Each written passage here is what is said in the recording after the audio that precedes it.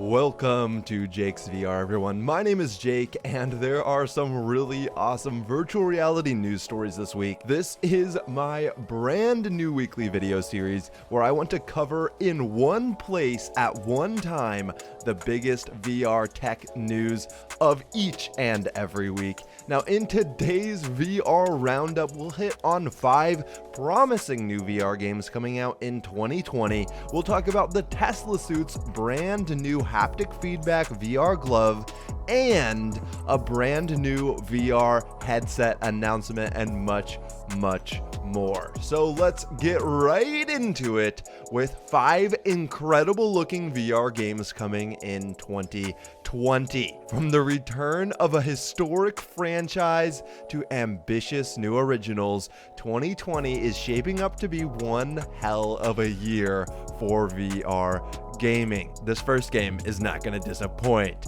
Half-Life is getting a built from the ground up VR game. It's no surprise that Valve's recently announced Half-Life prequel sits at the top of my most anticipated list. Along with being the first official Half-Life game in 13 years, this new Half-Life promises to revolutionize modern gaming with a next-gen experience built from the ground up for virtual reality. Now, Valve has said they're designing the experience specifically for the Valve Index headset and Knuckles controllers. However, the company has stated that the title will be playable on nearly every major PC VR headset, including the Oculus Quest via Oculus Link. Half-Life launches on SteamVR in March of 2020. Can't wait. Next highly anticipated game for 2020 is Medal of Honor Above and Beyond. Now, after nearly 2 years of secrecy, Respawn Entertainment this year announced that its long-rumored VR game is in fact a new installment in the legendary Medal of Honor franchise. Now, this game is supposed to, along with a rich, satisfying campaign, host a robust online multiplayer experience in which players can duke it out using a variety of World War II era weaponry. I'm looking forward to reviewing it on this channel. So yeah, guys, make sure you're hitting that subscribe button. Next up is Phantom Covert Ops. Phantom Covert Ops is a stealth-based military shooter where the player navigates the in-game world using a tactical kayak. Now, while that may sound outlandish, I think this game has a ton of potential for virtual reality. Imagine kayaking through some foggy outback riverbed. I think it might be a pretty fun premise for a game. From what I've heard, Phantom Covert Ops is chock full of little moments that do an incredible job at immersing you in the role of a badass special forces operative.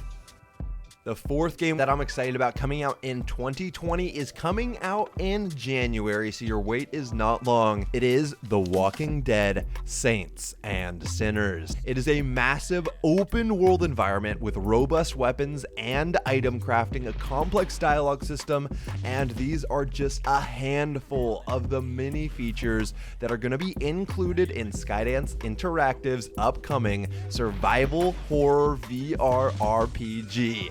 That is a ton of words I want to hear in a row. This game is extremely ambitious, as players will be free to explore a massive open world environment filled with valuable resources, deadly weapons, and plenty of enemies, both human and undead. It is going to be using a brand new VR physics system, and I'm looking forward to trying it out and once again reviewing it on this channel. The Walking Dead: Saints and Sinners launches on SteamVR and Oculus Rift S January 23rd, 2020. It will then come out for the Oculus Quest at a later date. Alright, now the final game announcement in this VR weekly review is Lone Echo 2. It is supposed to be coming out in the first quarter of 2020, and it is going to be a very narrative-driven experience. If you like good campaigns, this is a game you need to look out for. Now, this critically acclaimed title claims to be able to instill a sense of dread, hope, and love within its 4-hour campaign window. It will launch on Oculus Rift, Oculus Rift S in Q1 of 2020. All right, let's talk about a pretty big announcement this week. Teslasuit introducing its pulse tracking VR gloves with exoskeleton design. Force VR feedback technology and an array of electrodes will allow users to feel objects in virtual reality. Now, the Teslasuit announced on December 28th that there will be an available demo next month at CES 2020 in Las Vegas, Nevada, and that these advances in their VR glove will allow users to feel digital objects in VR thanks to a combination of haptic and force feedback technology. However, there's already numerous VR gloves on the market, so the question is going to be, what exactly does the Teslasuit Glove bring to the table that other products such as Manus VR do not already provide? One thing that makes the glove interesting is that the Teslasuit Glove features a plastic exoskeleton that extends from the back of the hand to the tip of the finger, creating a realistic sense of resistance when handling objects in virtual reality. For example, when grasping digital objects in a VR space, the glove will prevent the user from completely closing their fist, creating a sense of holding a physical object. Meanwhile, 9 different electrodes placed on each finger simulate the sensation of touching different textures and materials. I'm really excited to start using some of these haptic suits, haptic gloves. I think it is going to be bringing virtual reality to the completely next level, and I just can't wait for it. The Teslasuit Glove will begin shipping late 2020 for an estimated $5,000. Okay, so that's expensive. Most of us aren't going to be able to afford it. I probably won't either. But these gloves are primarily going to be designed for industrial use. There probably won't even be that many gaming experiences available for it at the very beginning. But guys, this is how technology works. When brand new tech comes out, it took so much time and so many resources to develop it that it's going to be way too expensive for the consumer. That's just how it works, and eventually the technology will start to get cheaper and cheaper until it will be available for the masses. And I just cannot wait for that moment to come. All right, now let's talk about a brand new VR headset. Now, this is my very first weekly roundup, so this one's from last month, but I figured since this is the first one, I want to cover it because it's pretty cool, and I actually did not know about this headset before doing the research for this episode. Varo Technologies has launched 2 new advanced headsets, which are part of the company's Resolution Revolution product line, a little bit hard to say, that aims to deliver human eye resolution over 60 ppd and fidelity to the most demanding sectors in today's professional market. So this VR headset, once again, is not going to be targeted at consumers, just like that haptic glove and haptic suit initially will not be either. But the fact that we're getting this technology developed is good for all of us VR gamers and all of us VR enthusiasts. Now, the new VR2 and VR2 Pro headsets expand the Resolution Revolution range and set a new standard in visual clarity, making it feasible for enterprise usability of VR technology. Both headsets will support SteamVR content and the OpenVR development platform from Valve at ultra high resolutions up to 40 ppd at 4K rendering per eye, allowing professional wearers a quick and easy access to a comprehensive range of applications, from research to analytics to training and simulation and industrial design.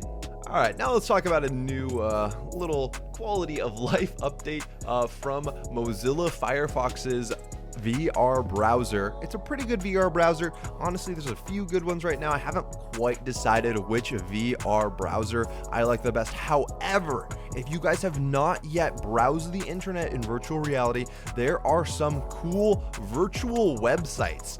And when you're browsing, for example, in an Oculus Quest, the websites will be in VR. They will not be flat pages. I don't know. I think there's a ton of potential for internet browsing through virtual reality. I'm really excited about the future of it. But yeah, Mozilla is adding new features to its Firefox Reality VR browser, from Bluetooth to bookmarks. And because the Oculus Quest was the best-selling gaming console this Christmas, I'm just looking forward to a ton of support going to these apps for the Oculus Quest, and more resources just being poured into the products, into the experiences, because when more people own a system, companies are way more willing to pour resources in developing good content. So I'm looking forward to more updates and stuff like that. I want to hit you with a quick little piece of news from Silicon Valley. Sandbox VR just secured $11 million in a fundraising round, so that's great. Sandbox VR is going to continue in its production. The company's goal, if you guys do not know about Sandbox VR, is to provide an immersive experience where, by using full body motion capture and virtual reality, players can go anywhere together with their friends. The California-based startup has just opened in Los Angeles and will soon expand to New York, Austin, San Diego, and Chicago, with 16 total locations planned by the end of 2020. There were some very famous people who helped contribute this $11 million, like Will Smith and Orlando Bloom. Singer Justin Timberlake and Katy Perry also contributed to help this $11 million round of fundraising really become a massive success. Sandbox VR is, I think, going to be really great for virtual reality as a way for consumers who might not buy a headset to be able to try it out when they're out shopping with their friends and family. And the really cool thing about it is that not only is it supposed to be a virtual immersive experience, but it's also meant to be a social experience. So if you're at the mall with your friends, it's a new way to interact with them and have fun. In the next news, Verizon has bought Jaunt's VR and AR assets. Now, this was from October, but like I said, this was my first news roundup, so it's a bit of a fat one because there's so much I have to get in here from the last few months. But Verizon, very, very large mobile phone company. They have quite a few other assets as well. Really big name with a ton of capital. So the fact that Verizon Wireless is trying to get into the VR and AR tech industry is really cool. Honestly, the more players in the market, the cream is going to rise to the top, and the consumer is just going to be better because of it. Competition is an incredible thing that leads to innovation and just awesomeness. So Verizon is acquiring the technology assets of California-based VR content startup Jaunt, comprising of its VR tech and newer augmented reality efforts. This was reported by TechCrunch, which is actually part of Verizon Media. So, you know, it's true. TechCrunch said the company had been in a precarious position for a few years, struggling after the initial fever and kind of die out of excitement about VR after Facebook acquired Oculus. But according to reports, no employees are said to be coming on board as part of the transition. So it's just the technology. However, there will be some workers from Jaunt who will help bring the technology on board for a brief period to allow the whole Verizon team to understand it, continue developing it. It's nice to have a little transition help there. Consumer mixed reality app installations are predicted to reach 10 billion by 2024, says Juniper Research. Now, let me just remind you, 10 billion would be more app installs for VR than there are people on the planet. However, in 2024, I think that will be about the same. But yeah, that is according to Juniper Research, who have been looking at the growth of mixed reality content like virtual reality, augmented reality, and yeah, they're predicting that mixed reality app installs for consumers will reach 10 billion by 2024, increasing from the current 3 billion app installs that have already happened. The research, titled Consumer Mixed Reality Emerging Opportunities, Vendor Strategies, and Market Forecast 2019 to 2024, identified social media and games as the key app categories that will drive adoption into virtual, mixed, and augmented reality. Juniper forecasts that these categories will account for over half of the global mixed reality market value by 2024. It's nice to see these research studies coming out saying that VR is just going to continue to grow. It's going to continue to become more and more mainstream.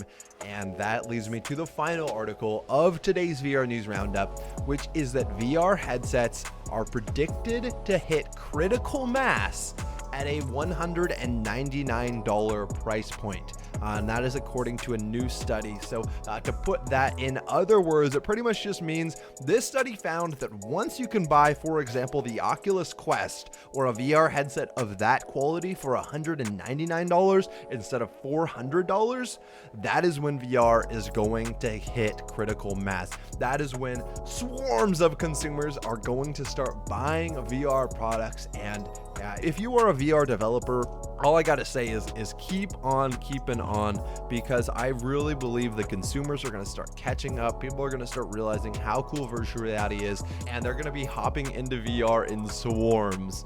And I'm just really excited about what the next 5 years of virtual reality gaming have to offer. Super excited about where this channel has to go as well. So if you enjoyed this video and want probably slightly shorter weekly news videos every single week about VR tech news coming up, make sure you hit subscribe, make sure you hit the bell icon, hit thumbs up if you found this video informative and or entertaining, and I will see you guys in the next one.